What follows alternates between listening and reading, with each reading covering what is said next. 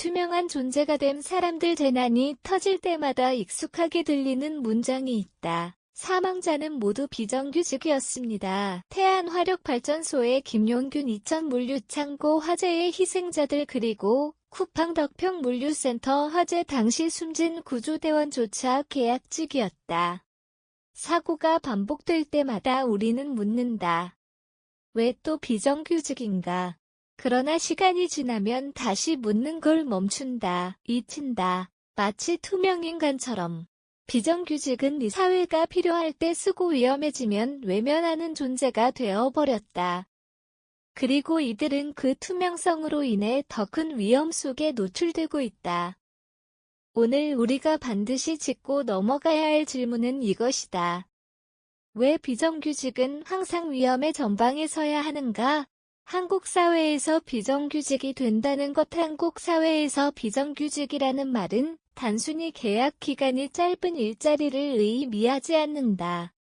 그것은 곧 해고되기 쉬운 사람 대체 가능한 사람 그리고 덜 대접받아도 되는 사람이라는 사회적 인식과 연결된다. 2024년 현재 한국의 전체 노동자 중 약 35%가 비정규직이다. 이들은 계약직, 일용직, 파견, 용역 플랫폼 노동자 등 다양한 고용 형태로 존재하지만 이들의 삶을 관통하는 공통점은 분명하다. 고용이 불안정하며 정규직보다 낮은 임금을 받는다. 복지나 사회 안전망으로부터 배제되기 쉬우며 노동조합과 같은 조직적 보호장치도 갖기 어렵다. 이러한 비정규직의 위치는 직장 내 위계구조를 고착화하는 기능도 한다. 정규직이 꺼리는 위험하고 불안정한 업무는 주로 이들에게 전가된다.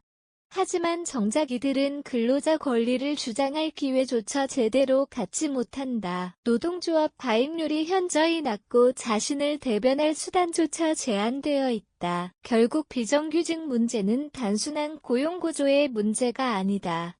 우리 사회가 노동을 어떻게 인식하고 대우하는지에 대한 보다 깊은 사회문화적 구조의 문제다. 비정규직이라는 고용 형태는 한 사람의 경제적 지위를 넘어서 존재 자체의 가벼움을 규정하고 있는 셈이다. 위험은 쉽게 떠넘기고 책임은 외면하며 보호는 보장되지 않는 자리. 바로 그곳에 수많은 한국의 비정규직 노동자들이 오늘도 서 있다. 사진 출처, 비정규직으로 일하고 있는 노동자의 모습 이미지 챗 GPT 생성, 비정규직의 자리 불평등의 이름들 비정규직 노동자의 자리는 항상 사회의 가장자리 불평등이 가장 적나라하게 드러나는 곳에 있다. 그들은 백슬래시2는 백슬래시1을 해도 덜 받는 백슬래시 그리고 백슬래시 한 장으로 생존이 결정되는 백슬래시이다. 이들은 우리가 다르게 대우해도 괜찮다고 여기는 사람들이다.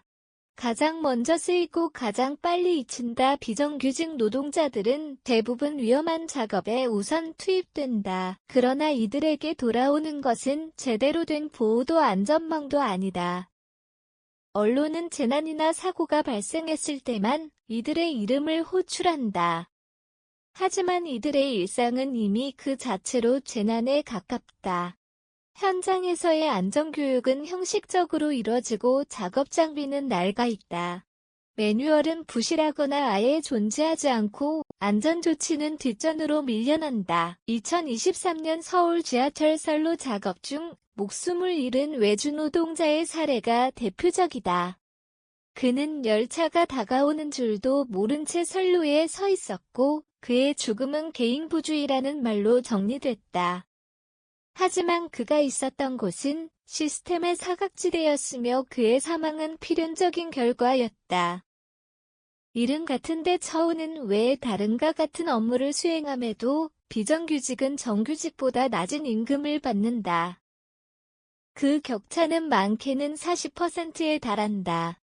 공공기관에서 일하는 청소 노동자들을 예로 들면 정규직은 상여금과 복리후생 충분한 휴게 시간을 보장받는 반면 비정규직은 이를 거의 누리지 못한다.